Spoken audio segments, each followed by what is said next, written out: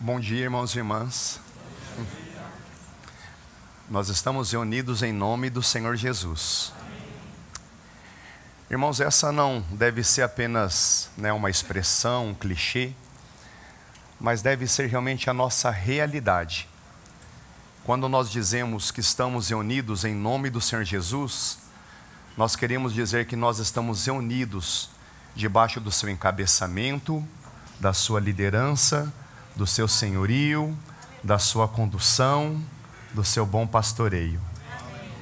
Então, mais uma vez, nós estamos reunidos em nome do Senhor Jesus. Amém. Vamos abrir no Evangelho de Mateus, capítulo 4.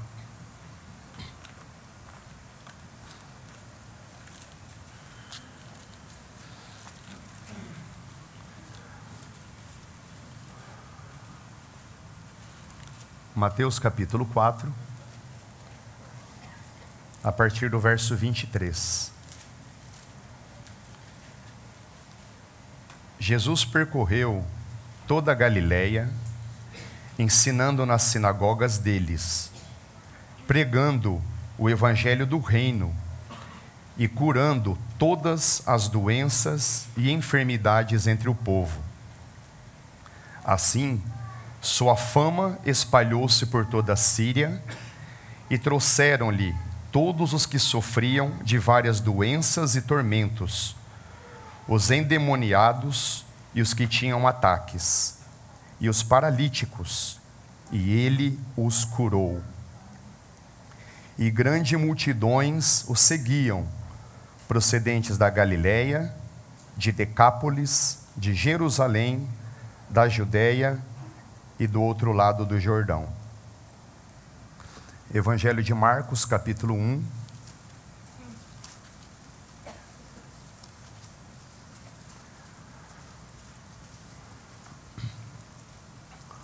Marcos, capítulo 1, verso 14.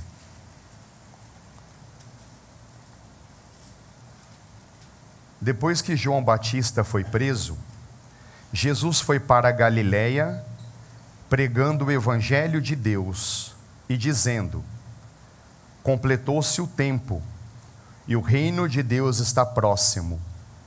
Arrependei-vos e crede no evangelho. Contextualizando, chegou a hora e o reino de Deus está disponível a nós. Lucas capítulo 7.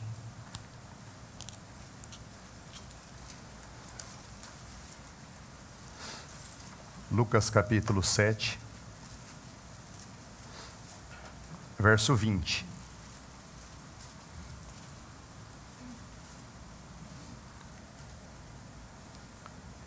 Quando os discípulos de João Batista chegaram para falar com Jesus, disseram: João enviou-nos para perguntar: tu és aquele que deveria vir, ou devemos esperar outro?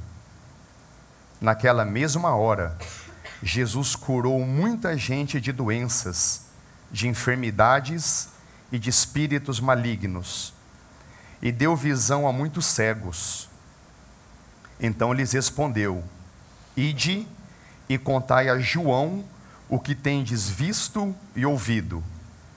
Os cegos veem, os paralíticos andam, leprosos são purificados, e surdos ouvem. Mortos são ressuscitados, e o evangelho é anunciado aos pobres. Bem-aventurado quem não se escandalizar por minha causa. Amém. Irmãos, domingo passado, nós apresentamos a primeira parte dessa reflexão, onde nós anunciamos que o nosso Deus, antes de ter criado todo o universo, antes de ter criado todas as coisas, ele já vivia muito bem obrigado consigo mesmo. O Pai amando o Filho amando o Pai, e o Espírito Santo é o amor que procede do Pai para o Filho e do Filho para o Pai. E não querendo ser irreverente na linguagem, é que às vezes a gente tem que se fazer compreendido. Deus resolveu viver uma aventura. Ele decidiu amar seres indignos do seu amor. O pai sempre foi digno do amor do filho. O filho sempre foi digno do amor do pai. E eles então decidiram, vamos criar seres indignos do nosso amor. E assim ele criou anjos e seres humanos. E como Deus é livre, ele criou anjos e seres humanos, em especial seres humanos, à sua imagem e semelhança, com a liberdade de aceitar ou rejeitar o seu amor. E nós sabemos pela Bíblia, pela palavra de Deus, toda a tragédia que aconteceu.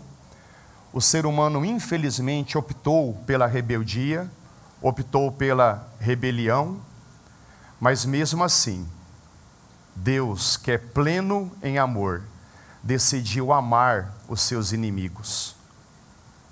Irmãos, com a queda, Deus prova algo que ele nunca provaria na Trindade.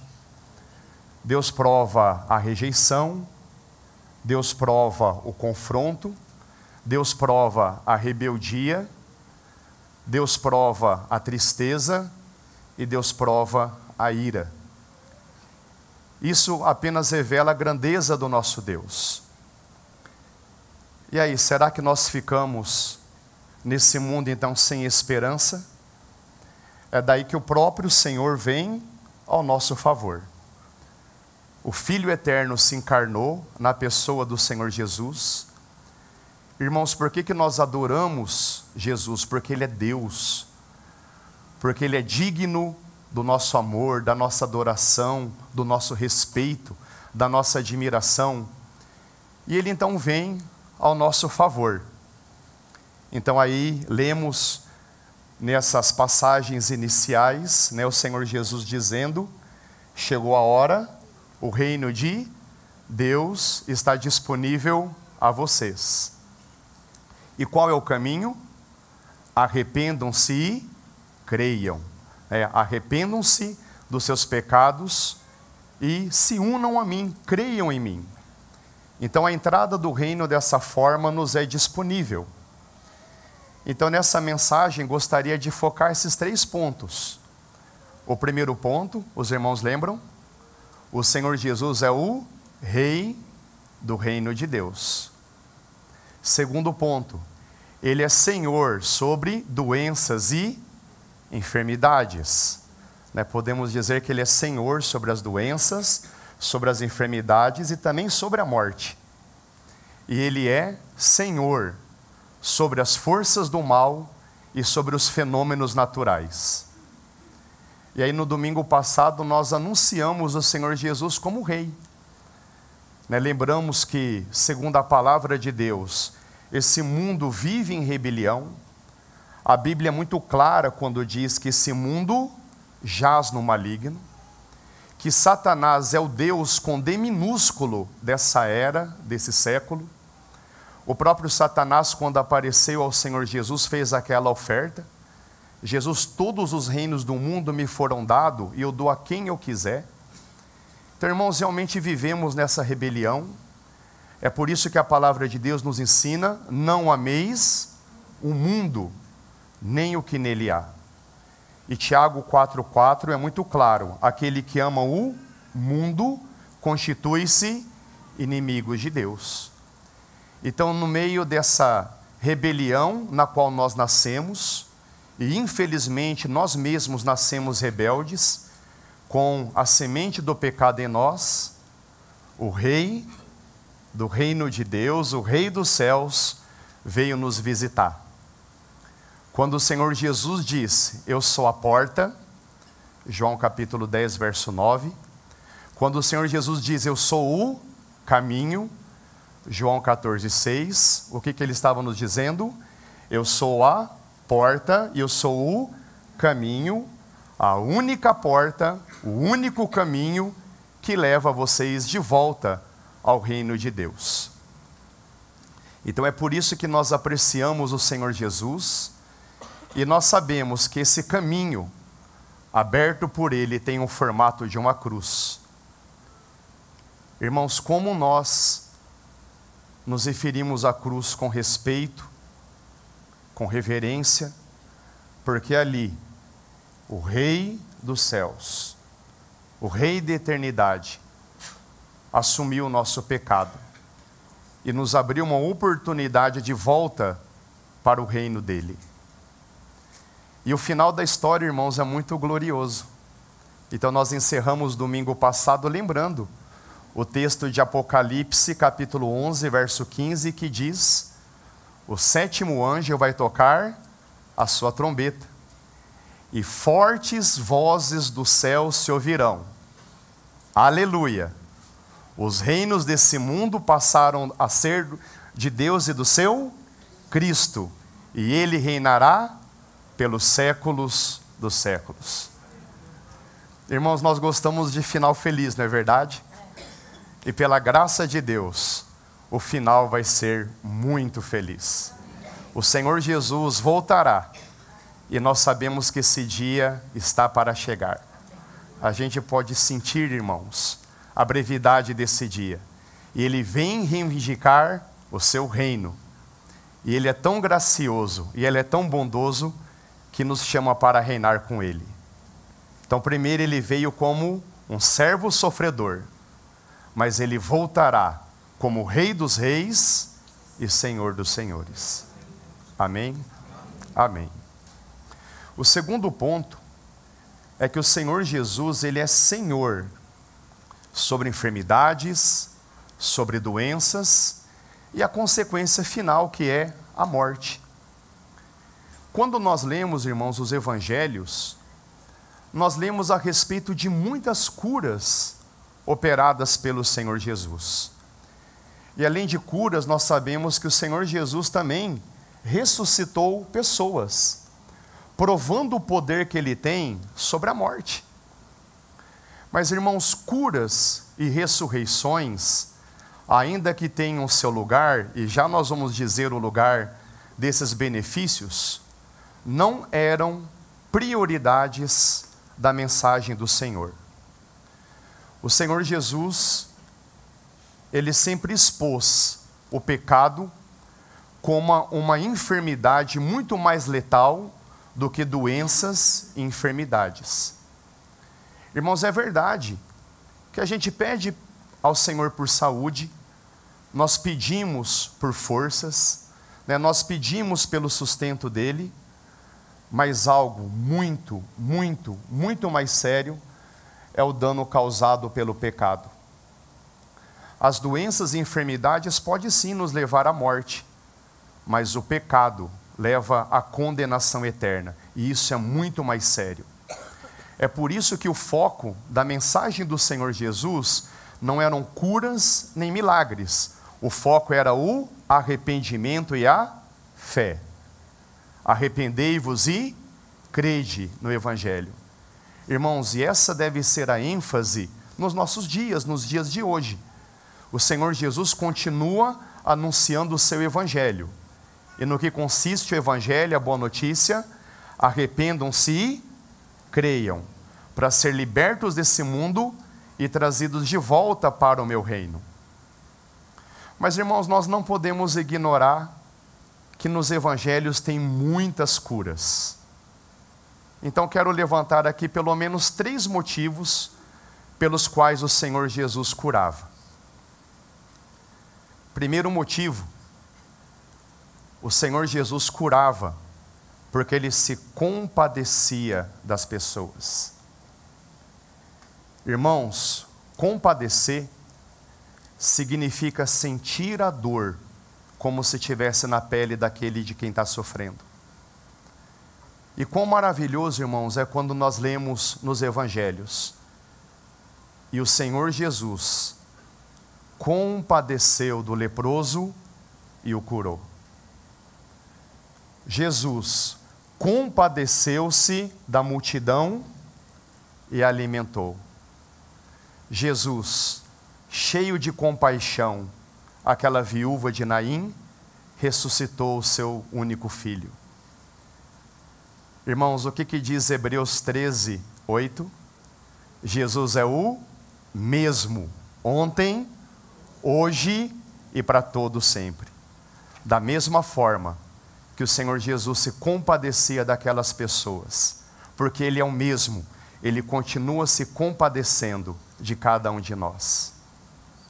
Hebreus capítulo 4, verso 15, diz que o Senhor Jesus é o nosso sumo sacerdote que se compadece das nossas fraquezas. Irmãos, da mesma forma que nos evangelhos, aquelas pessoas nas suas lutas e dificuldades diziam: Jesus, filho de Davi, tem misericórdia de mim, tem compaixão de mim. Irmãos, o nosso Deus não resiste a um coração quebrantado e humilde. Então que esse também seja o nosso coração. Jesus, filho e raiz de Davi, tem compaixão de mim. Liberta-me do meu pecado, faz-me santo, encha-me da tua vida, conduza-me no teu caminho, que eu seja pleno da tua presença, conceda-me os teus pensamentos, conceda-me as tuas palavras, conceda as tuas atitudes, faz-me viver no teu caminho, ajuda a perseverar até o fim. Jesus, filho de Davi, tem misericórdia, tem compaixão de mim. Irmãos, o que diz Isaías? Que o nosso Deus, Ele habita num alto e sublime trono, mas eu também estou próximo de todo aquilo que é abatido e contrito no seu coração, no seu espírito. O Senhor Jesus curava, porque Ele se compadecia das pessoas, e Ele se compadece de nós. Um segundo motivo pelo qual o Senhor Jesus curava, era para comprovar a veracidade das suas palavras. Quando a gente lê Marcos capítulo 16, verso 20, e Atos capítulo 14, verso 3, essas passagens são muito claras, que os discípulos iam pregando o Evangelho, e Deus confirmava a palavra com sinais e maravilhas. E em relação ao Senhor Jesus, eu quero aqui lembrar da situação daquele paralítico. Lembra quando o Senhor Jesus estava pregando numa casa, muito cheia, muito lotada? Aí 4 amigos foram levar o paralítico para ser curado. Os irmãos lembram dessa passagem? Deixa eu aqui fazer um rápido parênteses. Irmãos, na vida cristã, na nossa caminhada, às vezes a gente é o paralítico, e outras vezes a gente é o amigo que carrega o paralítico. Irmãos, quantas vezes na nossa caminhada como igreja, a gente precisa de irmãos que nos suportem, que nos carreguem. E quantas vezes, irmãos e irmãs, nós temos que ser aqueles que dão suporte aos nossos irmãos e irmãs. Mas não importa se a gente está paralítico ou sadio, qual que é o segredo? É correr para Jesus. É fazer qualquer coisa para estar diante de Jesus. E aí, nesse momento, o Senhor Jesus diz para os seus opositores: para que vocês saibam que eu tenho autoridade para perdoar pecados. Aí ele se virou ao paralítico e disse o quê? Levanta, toma a tua cama e vai para a tua casa. Irmãos, os sinais do Senhor Jesus eram uma comprovação que tudo o que ele dizia, tudo o que ele ensinava era verdadeiro. Os sinais eram uma espécie de chancela de Deus. Eu estou com meu filho, creiam em tudo aquilo que ele diz. Lembra no episódio da ressurreição de Lázaro? O Senhor Jesus dizendo para Marta: Marta, eu sou a ressurreição e a vida, e aquele que crê em mim não vai provar a morte eterna? Ah, Senhor, eu creio, no último dia todos ressuscitarão. Aí o que o Senhor Jesus faz para comprovar que Ele é a ressurreição e a vida? Ele ressuscita Lázaro. Irmãos, os sinais sempre apontaram para a fé. É dessa forma que João termina o seu evangelho quando ele diz: Jesus fez muitas coisas diante dos seus discípulos que não foram escritas nesse livro. Mas tudo o que foi escrito foi registrado para que vocês creiam que Ele é o Cristo, o Filho de Deus, e que crendo tenham vida em seu nome. Então, irmãos, esse é um outro motivo. Os sinais eram uma comprovação da verdade das palavras do Senhor Jesus. Então o Senhor Jesus curava, porque Ele se compadecia das pessoas, e Ele se compadece de nós.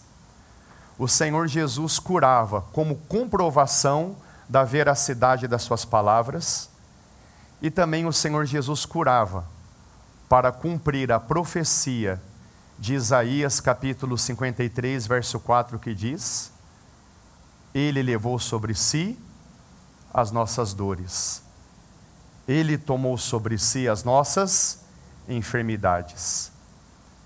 Irmãos, o Senhor Jesus, Ele realizou curas para cumprir profecias há mais de 500 anos escritas a respeito dele. A palavra de Deus nos ensina que existem enfermidades cuja origem é espiritual. Existem enfermidades cuja origem é até mesmo o maligno. Nós lemos lá em Lucas capítulo 11, verso 13, quando o Senhor Jesus cura aquela mulher encurvada, a palavra de Deus é muito clara, que um espírito escravizava aquela mulher por 18 anos. Irmãos, o pecado é algo muito sério. O pecado enfraquece o nosso sistema imunológico. E se a gente tem um sistema imunológico enfraquecido, nós somos mais suscetíveis às doenças. Então existem doenças sim, que têm origem por causa do pecado. Então é por isso que quando a gente vê o Senhor Jesus operando algumas curas, o que o Senhor Jesus dizia antes? Perdoados são os teus pecados. Porque o Senhor Jesus ia à raiz do problema. Então, irmãos, o Senhor Jesus, na sua misericórdia, Ele é cura ainda hoje. Nós não somos cessacionistas. O Senhor Jesus continua edificando a sua igreja. E por que Ele cura? Ele cura porque Ele se compadece de nós. Ele cura como comprovação que todo o poder, toda a autoridade Ele tem. E Ele também continua curando para comprovar a palavra profética dita a respeito dEle. Ele levou sobre si as nossas enfermidades. Bendito seja o Senhor Jesus. Ele é chamado de Jeová Rafá, o Deus que sara, o Deus que cura das nossas mazelas do nosso corpo, das mazelas da nossa alma, dos nossos pensamentos confusos, nas nossas indefinições, nas nossas lutas internas. Quão precioso é o Senhor Jesus dizendo: deixo-vos com vocês o meu shalom, deixo-vos a minha paz. Irmãos, paz, shalom, significa equilíbrio, serenidade, discernimento, e isso são qualidades ou não maravilhosas? Esse é o Senhor que nos cura. Que a gente possa fazer de tudo, irmãos, para correr aos pés daquele que nos cura. E Ele está aqui. E quando nós participamos dessa bendita mesa, é um momento de cura. Ele disse: eu edificarei a minha igreja. E Ele está nos edificando porque Ele é bom. E um terceiro e último ponto, irmãos. O Senhor Jesus, Ele é Senhor sobre as forças do mal e sobre os fenômenos naturais. Nós citamos no princípio o ensino claro da palavra de Deus, que esse mundo jaz no maligno, que Satanás é o Deus desse século, que esse mundo está em rebelião. Quero reforçar: quem ama o mundo constitui-se inimigo de Deus. Não amem o mundo.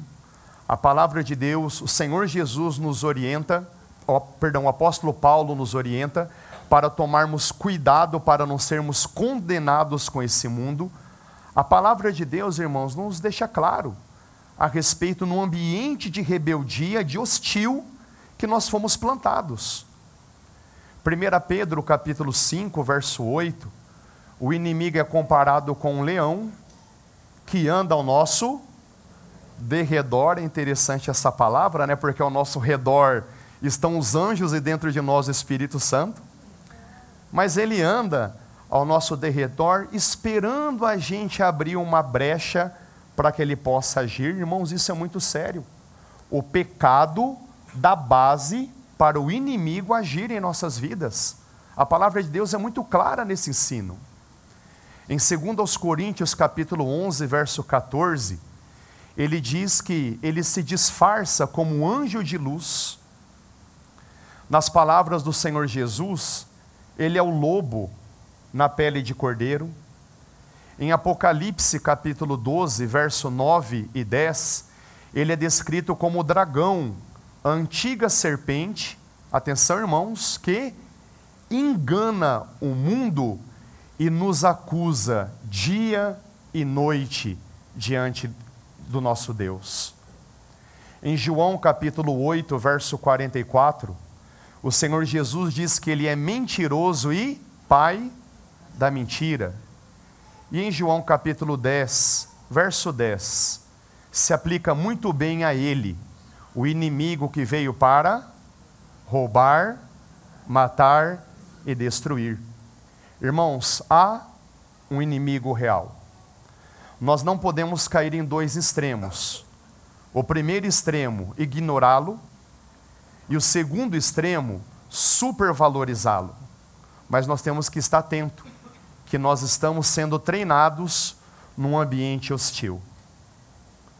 Mas aleluia, o Senhor Jesus venceu o inimigo. O Senhor Jesus venceu o inimigo, irmãos, durante toda a sua vida. Irmãos, o pecado dá base para o inimigo agir. E o que o Senhor Jesus diz?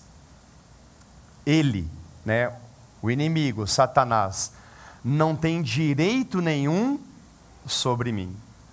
Tá? O príncipe desse mundo será julgado, mas ele não tem nenhum direito sobre mim. Porque o Senhor Jesus nunca abriu brecha alguma para esse inimigo. Então na cruz, Colossenses capítulo 2, verso 15, que nos diz? Que ele despojou, ele venceu principados e potestades, triunfando sobre eles na cruz. Hebreus capítulo 4, verso 14, diz que o Senhor Jesus derrotou aquele que tinha o poder da morte, que é o diabo. Irmãos, o Senhor Jesus venceu o inimigo.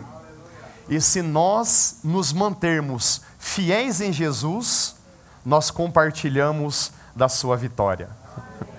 O Senhor Jesus não apenas venceu o Deus desse mundo, ele também compartilha conosco a sua vitória. Mas irmãos, por favor, o que é necessário? Pela fé, nós temos que nos manter unidos à vitória do nosso Senhor. Amém? Irmãos, o Senhor Jesus, ele é o Rei do reino de Deus. O Senhor Jesus é Senhor sobre enfermidades, sobre doenças e sobre a morte. O Senhor Jesus é Senhor sobre as forças do mal. Irmãos, ele é Senhor sobre os fenômenos naturais. Pela voz majestosa do Senhor Jesus, a tempestade se acalmou. Pela voz majestosa do Senhor Jesus, a água se transformou em vinho. Pela voz majestosa do Senhor Jesus, mais de 10.000 pessoas foram alimentadas com 5 pães e 2 peixes. Pela voz majestosa do Senhor Jesus, a figueira estéril secou. Pela voz majestosa do Senhor Jesus, as águas se transformaram em chão sólido. Ele andou sobre as águas.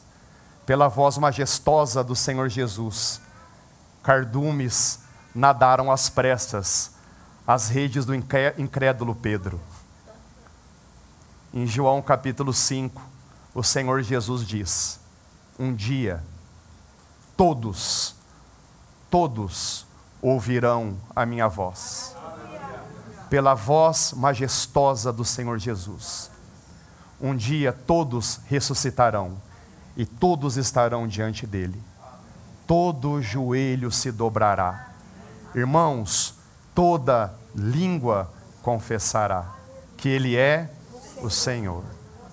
Mas a grande pergunta é: se ele é o Senhor do reino, se ele é Senhor sobre as enfermidades, se ele é Senhor sobre o inimigo, se ele é o Senhor sobre a natureza, a pergunta é: ele é Senhor das nossas vidas?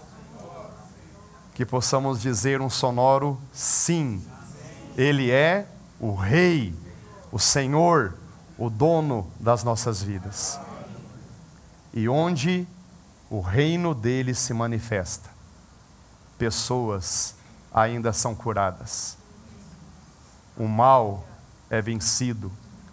Sinais e maravilhas são ainda realizados. A graça é transbordada. Pecados são perdoados. Demônios são expulsos. Bendito é o nosso santo, bendito Senhor Jesus. Amém. Amém. Ó Senhor Jesus, nesse momento nós nos prostramos diante de Ti.